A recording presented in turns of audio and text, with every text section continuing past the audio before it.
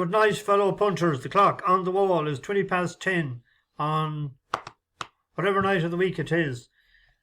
Back a bit later. I planned it in my head to be getting here at about 20 to quarter to 10. But got a bit delayed out walking the dog. Lovely night tonight. Not near as cold as was expected or forecast. No need for a cap. Longer walk. Met a couple on the road. Chatted into the neighbour's house. Begged me to have tea, but I didn't. As usual, I didn't. So started watching videos then. One thing led to another. So later than expected. It's a bit slower last night. I forgot to mention I got the Wi-Fi came back yesterday. Thank me for my patience. I mean, a text message. No phone calls at all anymore. Although I did ring them yesterday morning. I made them aware that it was out of bounds, and they said that the mast was broken down and it was down somewhere in Leitrim. And I said to her, I said, why should I be paying for a service I don't have for 3-4 days? She said she knew nothing about that, and she's in the sales department. But you'd have to when you get it back, you'd have to go back to the tech team, and they decide if you are eligible for anything off or not. So how do you get through to the tech team? If the tech team will be working all the time. It's the left hand doesn't know what the right hand is doing. Anyway, it wouldn't bother me whole, I don't think. For all you get back off them. We made a few pounds today. We got off to a great start in Hereford in 105. Saya.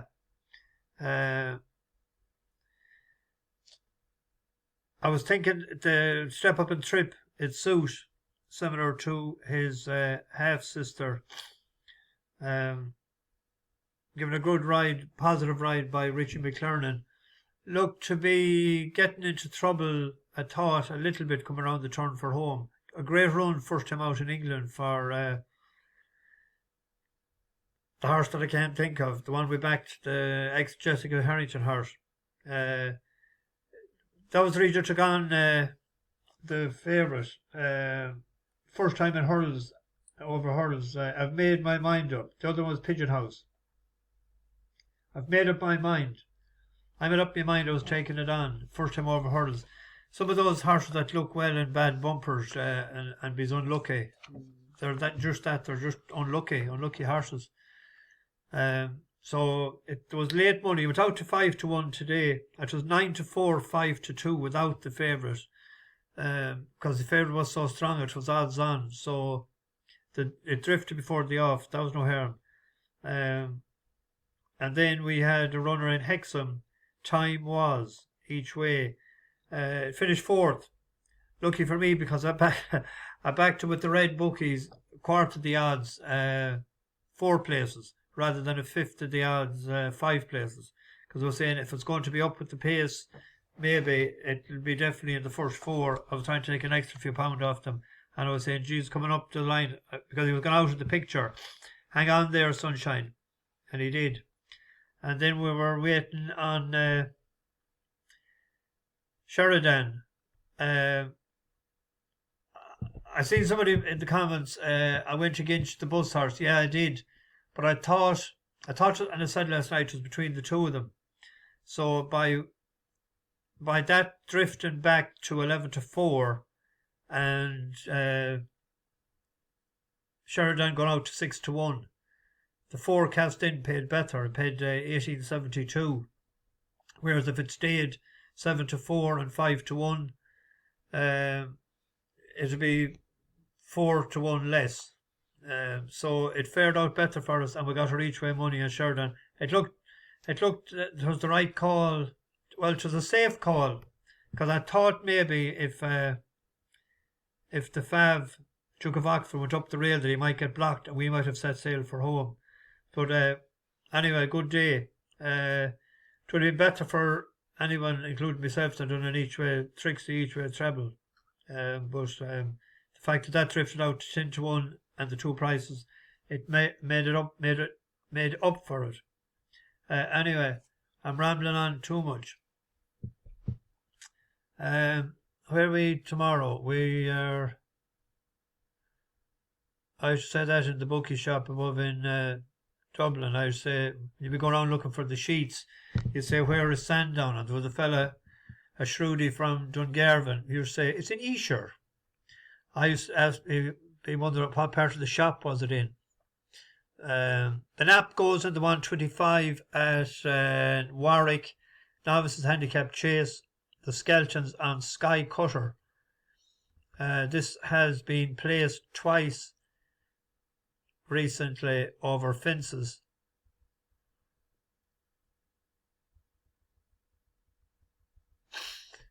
It ran over first time out against two geldings in Warwick and jumped well.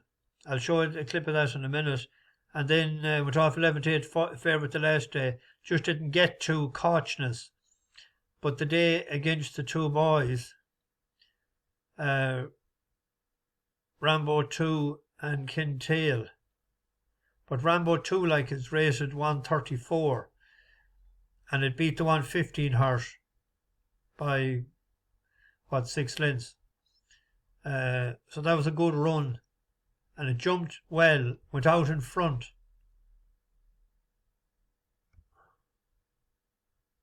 No, it didn't go out in front. I'm thinking of some other race.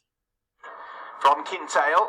And the best jump by Skycutter in second place there as Kintail gave it a belt and Rambo T was searching for a stride. Rambo T over, Skycutter into second place and Kintail back in third. So now the scuttle round the final bend. Rambo T asked for more. Kintail and Skycutter are right on the leader's tail as they make the turn in. Rambo T trying to shut off the pursuers, but on the outside both Skycutter and Kintail are delivering their challenges now as they approach the second last. Rambo T, Skycutter still held on to by Harry Skelton. Kintail back in third. Rambo T over the second last. Now Skycutter is asked to try and reduce the deficit. Rambo T for Sean Bowen. Skycutter and Harry Skelton. This is the last. On the outside, Skycutter lands with some momentum, but Rambo T digging in on the far side still has the lead. Rambo T from Skycutter. Bowen and Skelton in full cry, and this way towards the line is going to go to Rambo T. Rambo T holds off Skycutter. That was a good run against a higher rated horse. Skycutter was decent on the flat. It was 90. Which was with Philip Kirby. It was 98 there when it was behind Max Vega and behind in a listed race behind Nate the Great. Won a hurls race there. Looks to be going to be a better chaser. Back to Warwick tomorrow. I expect it to be very hard beaten, so hopefully we'll get off to a good start again. That's the first one in Warwick. There's a race in Warwick. Where am I here? Oh yes, there's a handicap hurdle. The Skeletons again have a favourite in it, Mr. Hope Street. I'm going again it. It won impressively the last time, but that was over 3 mile. And like beating Tuna Warrior, a former Irish horse, like you expecting that, you know, you would beat it, and it coasted clear after the last, hands and heels. But a horse that ran against better horses is Don't Tell Sue. For Paul Nichols. Won a maiden hurl in Wincanton last year, and then it ran in Ayr. But in a handicap hurl, conditional handicap hurl, behind Active Authority. But Samuel Spade, a decent yardstick, and Henry II was behind it. Henry II has come out again and hosed up there the weekend in Sandown.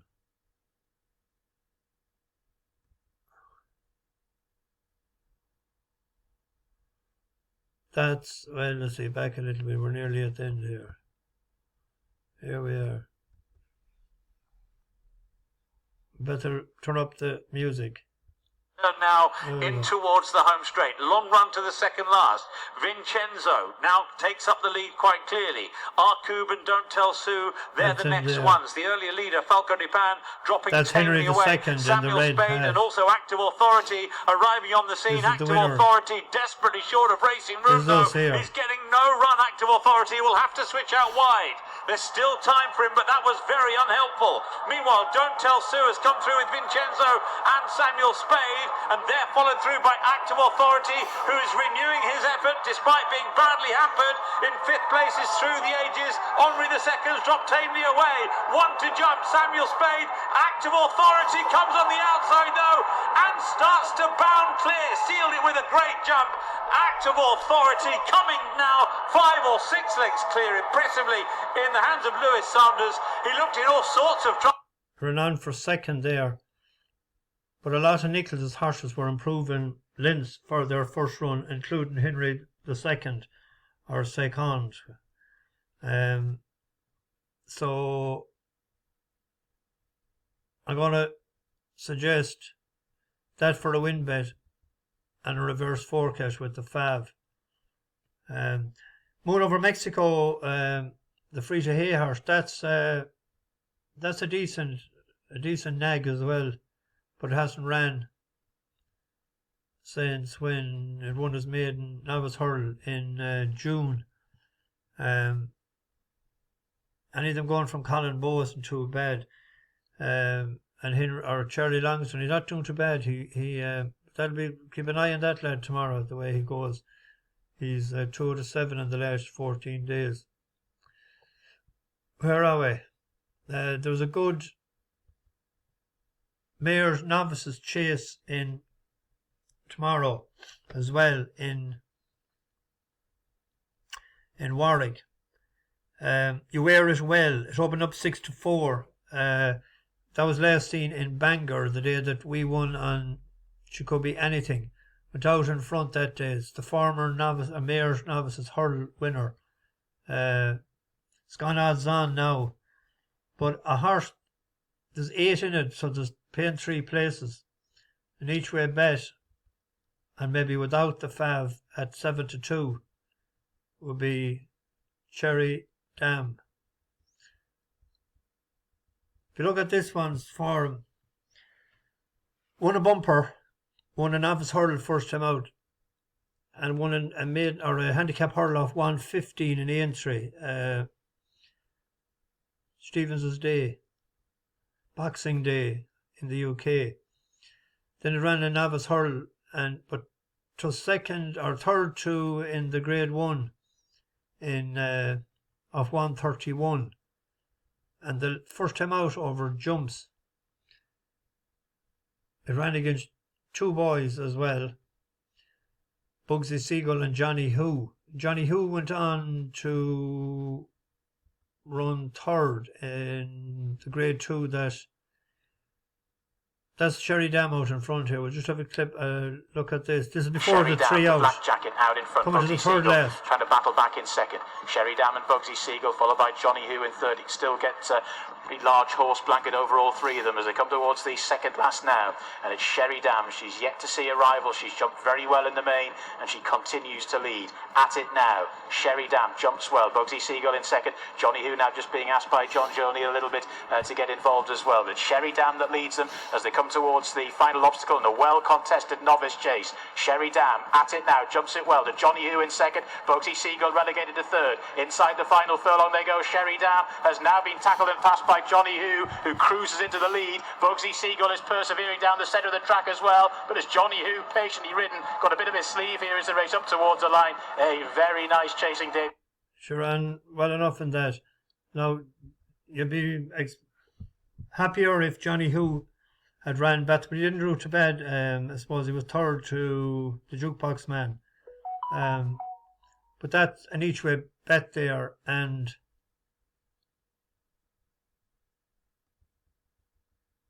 you wear it well, well, probably it'll be hard beaten, but if that can jump and a twill will be out in front, and just put a bit of pressure on you wear it well, just hope that if she might make a mistake or something. So you're talking 13 to or 100 to 30 there without the fav.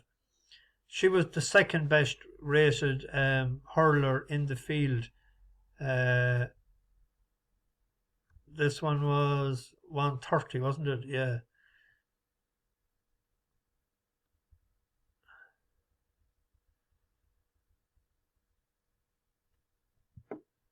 $124 over hurdles and won in chase first time out of class 3, third in a listed race. But if that can jump as well as it did and put the fav under pressure, so for just the safety net again, back at each way and without the fav. At Taunton, there's a very tricky race. I'm going to. My thinking was why is I was impressed with Willful the way it has won the last couple of times.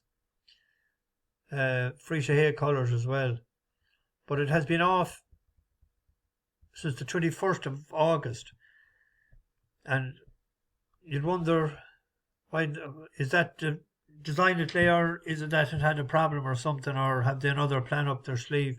It went up £9 for winning that. It absolutely hosed up in Worcester, and it hosed up prior to that in Hexham, and again before that.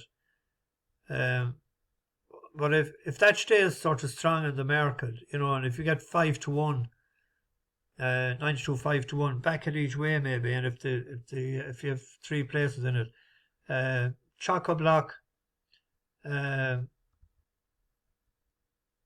is a decent enough horse as well as carrying top weight. Second in air and that Quay de Bourbon.